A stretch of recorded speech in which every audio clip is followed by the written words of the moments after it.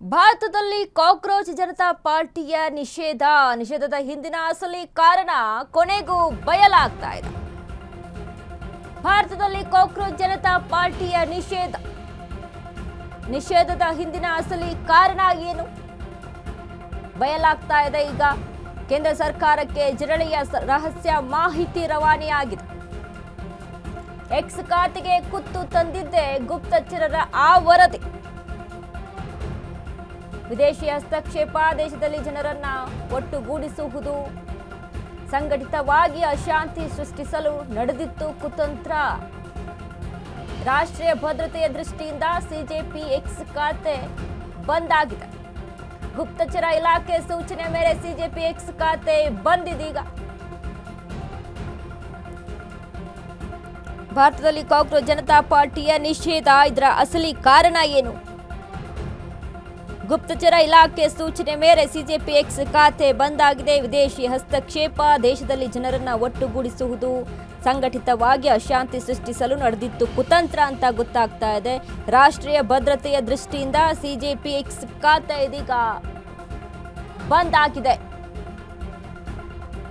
X ಖಾತೆಗೆ ಕುತ್ತು ತಂದಿದ್ದೆ ಗುಪ್ತಚರರ ವರದಿ.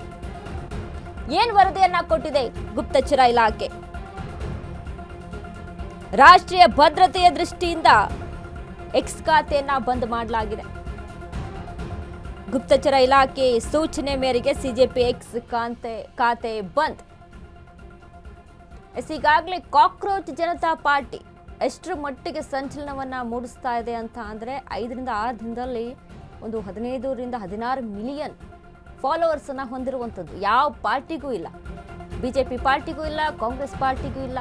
But cockroach ಪಾರ್ಟಿಗೆ ಸಿಕ್ಕಿದೆ. ಪಾಕಿಸ್ತಾನ ಸೇರಿದಂತೆ ವಿದೇಶಿ ಟೆಲಿಗ್ರಾಮ್ ಖಾತೆಗಳು ಸಕ್ರಿಯಗೊಂಡಿದೆ. ನಿರುದ್ಯೋಗ, ಹಣದುಬ್ಬರದಂತಹ ಸೂಕ್ಷ್ಮ ವಿಚಾರಗಳನ್ನೇ ಟಾರ್ಗೆಟ್ ಮಾಡ್ಕೊಂಡಿರುವಂಥದ್ದು. ಯುವಕರನ್ನ ಪ್ರಚೋದಿಸಲು ಮುಂದಾಗಿತ್ತ ಸಿಜೆಪಿ ಪಾರ್ಟಿ. ಸಿಜೆಪಿ ಬೆಳವಣಿಗೆ ಹಿಂದೆ ಪಾಕ್ ಸೇರಿ ವಿದೇಶಿ ಟೆಲಿಗ್ರಾಮ್ ಖಾತೆಗಳ ಕೈವಾಡ ಇದೆ ಅಂತ ಗೊತ್ತಾಗ್ತಾ ಇದೆ. ಸದ್ಯ ಸಿಜೆಪಿ ಇನ್ಸ್ಟಾಗ್ರಾಮ್ ಖಾತೆ ಬ್ಲಾಕ್ ಮಾಡಿದ ಕೇಂದ್ರ ಸರ್ಕಾರ. ಶೀಘ್ರವೇ ಸಿಜೆಪಿ ಇನ್ಸ್ಟಾಗ್ರಾಮ್ ಖಾತೆಗೂ ಬೀಗ ಜಡಿಯಲು ನಿರ್ಧಾರ.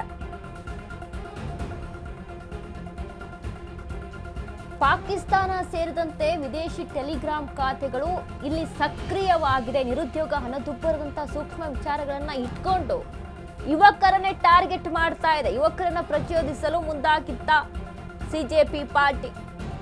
ಸಿಜೆಪಿ ಬೆಳವಣಿಗೆ ಹಿಂದೆ ಪಾಕ್ ಸೇರಿ ವಿದೇಶಿ ಟೆಲಿಗ್ರಾಮ್ ಖಾತೆಗಳ ಕೈವಾಡ ಇದೆ ಅಂತ ಹೇಳಲಾಗ್ತಾ ಇದೆ. ಸದ್ಯ ಸಿಜೆಪಿ ಇನ್ಸ್ಟಾಗ್ರಾಮ್ ಖಾತೆ ಬ್ಲಾಕ್ ಮಾಡಲು ಆದೇಶ.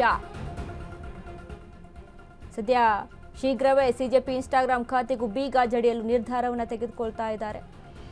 ಎಸ್ ನೋಡಿ, ಪಾಕಿಸ್ತಾನ ಸೇರಿದಂತೆ ವಿದೇಶಿ ಟೆಲಿಗ್ರಾಮ್ ಖಾತೆಗಳು ಈಗ ಮುನ್ನೆಲೆಗೆ ಬಂದಿದ್ವು ಅನ್ನುವಂಥದ್ದು, ಸಕ್ರಿಯವಾಗಿದ್ವು ಅಂತ. ನಿರುದ್ಯೋಗ, ಹಣದುಬ್ಬರದಂತಹ ಸಮಸ್ಯೆಗಳನ್ನ, ಸೂಕ್ಷ್ಮ ವಿಚಾರಗಳನ್ನ ಇಟ್ಕೊಂಡು ಯುವಕರನ್ನ ಟಾರ್ಗೆಟ್ ಮಾಡೋದಕ್ಕೆ ಈ ಪಾರ್ಟಿಯನ್ನ ಮಾಡ್ಕೊಂಡಿದ್ರು. ಈ ಪಾರ್ಟಿಯನ್ನ ನಿರ್ಮಾಣ ಮಾಡಿದ್ದಾರೆ ಅನ್ನುವಂಥದ್ದು ತಿಳಿದು ಬರ್ತಾ ಇದೆ. ಪಾಕಿಸ್ತಾನಿ ಫಾಲೋವರ್ಸ್ಗಳು ಇದಕ್ಕೆ ಹೆಚ್ಚಾಗಿದ್ದಾರೆ ಅನ್ನುವಂಥದ್ದು ಕೂಡ ಸುದ್ದಿ ಆಗಿತ್ತು. ಬಟ್ ಅಭಿಜಿತ್ ದೀಪ್ಗೆ ಒಂದು ಪೋಸ್ಟ್ ಅನ್ನ ಹರಿಬಿಡ್ತಾರೆ. ನೋಡಿ, ನನ್ನ ಖಾತೆಗೆ ಹೆಚ್ಚಾಗಿ ಫಾಲೋವರ್ಸ್ ಇರುವಂತದ್ದು ಭಾರತದಲ್ಲಿದ್ದವರು ಅಂತ.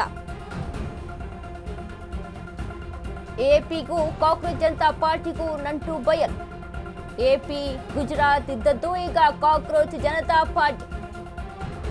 2001ರಲ್ಲಿ ಎಪಿ ಗುಜರಾತ್ ಹೆಸರಿನಲ್ಲಿ ಒಂದು ಖಾತೆ ಓಪನ್ ಆಗಿತ್ತು. ಅದೇ ಕಾಕ್ರೋಚ್ ಜನತಾ ಪಾರ್ಟಿ ಎಂದು ಬದಲಾಗಿದೆ.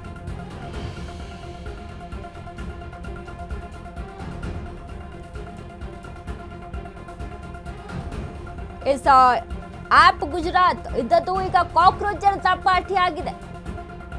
2021ರಲ್ಲಿ ಆಪ್ ಗುಜರಾತ್ ಹೆಸರಿನಲ್ಲಿ ಒಂದು ಖಾತೆ ಓಪನ್ ಆಗುತ್ತೆ. ಅದೇ ಈಗ ಕಾಕ್ರೋಚ್ ಜನತಾ ಪಾರ್ಟಿ ಎಂದು ಬದಲಾವಣೆ. ಎಸ್, ಈ ಹಿಂದೆ ಅಭಿಜಿತ್ ದೀಪ್ಗೆ ಎಲ್ಲಿ ಕೆಲಸ ಮಾಡ್ತಾ ಇದ್ರು, ಏನ್ ಕೆಲಸ ಮಾಡ್ತಾ ಇದ್ರು, ಅವರ ಬ್ಯಾಕ್ ಗ್ರೌಂಡ್ ಅನ್ನ ನೆನಪಿಸಿದಾಗ ಎಪಿ ಪ್ರಾಡಕ್ಟ್ ಸಿಜೆಪಿ, ಸದ್ಯ ಅಮೆರಿಕದಲ್ಲಿ ನೆಲೆಸಿರುವಂತಹ ಅಭಿಜಿತ್ ದೀಪ್ಗೆ 2020ರಿಂದ 2022ರ ಆಪ್ ಎಲ್ಲಿದ್ದಂತ ಅಭಿಜಿತ್ ಆಪ್ ಸೋಷಿಯಲ್ ಮೀಡಿಯಾದಂತ ತಂಡದ ಸ್ವಯಂ ಸೇವಕ ಆಗಿದ್ರು. ದೆಹಲಿ ವಿಧಾನಸಭಾ ಚುನಾವಣೆ ವೇಳೆ ಆಪ್ ಪರ ಕೆಲಸ ಮಾಡಿದ್ರು. ಆಪ್ ಪರ ಮೀಮ್ ಮಾರ್ಕೆಟಿಂಗ್ ತಂತ್ರದ ಹಿಂದಿದ್ದ ಅಭಿಜಿತ್. ಕೇಜ್ರಿವಾಲ್ ಸಿಎಂ ಆಗಿದ್ದಾಗ ಅವರ ಕಚೇರಿಯಲ್ಲಿ ಕೆಲಸ. ಇನ್ನು ಸಿಜೆಪಿ ಪಾರ್ಟಿಯಲ್ಲೂ ಕೂಡ ರಿಜಿಸ್ಟರ್ ಆಗಿಲ್ಲ. ಬಿಜೆಪಿ ಕಾಂಗ್ರೆಸ್ ಪಕ್ಷಗಳೇ ಸಿಜೆಪಿಯ ಟಾರ್ಗೆಟ್. 5 ದಿನದಲ್ಲಿ 14 ಮಿಲಿಯನ್ಗೂ ಹೆಚ್ಚು ಫಾಲೋವರ್ಸ್. ಆದರೆ ಒಂದು ಪೋಸ್ಟ್ಗೂ 1 ಮಿಲಿಯನ್ ಲೈಕ್ಸ್ ಇಲ್ಲ. ಗಮನಿಸಬೇಕು.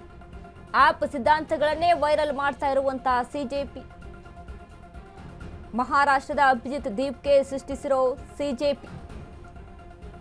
ನೋಡ್ರಿ, ಫಾಲೋವರ್ಸ್ನ ಈಗಿನ ಸಂದರ್ಭದಲ್ಲಿ ತೆಗೆದುಕೊಳ್ಳೋದೇನು ಸುಲಭದ ವಿಚಾರ. ದುಡ್ಡು ಕೊಟ್ಟರೆ ಸಾಕು, ಫಾಲೋವರ್ಸ್ ಬರ್ತಾರೆ. ಈಗ ನಮ್ಮ ಅಕೌಂಟ್ಗೂ ದುಡ್ಡು ಪೇ ಮಾಡಿದ್ರೆ ಇಷ್ಟು ಫಾಲೋವರ್ಸ್ ಅಂತ ತೋರಿಸೋದಕ್ಕೇನಿಲ್ಲ. ಬಟ್ ಅಲ್ಲಿ ನಿಜವಾಗ್ಲೂ ಕೂಡ ಅವ್ರು ಹಾಕಿದಂಥ ಪೋಸ್ಟ್ಗಳಿಗೆ ಮಿಲಿಯನ್ಸ್ ಲೈಕ್ಸ್ ವ್ಯೂಸ್ ಬಂದಿದೆಯಾ ಅದನ್ನ ಅಲ್ಲಿ ಪರಿಗಣಿಸಿ ನೋಡಿದಾಗ ಅಲ್ಲಿ ಯಾವುದೇ ರೀತಿಯಾಗಿ ಲೈಕ್ಸು ಇಲ್ಲ, ವ್ಯೂಸು ಇಲ್ಲ.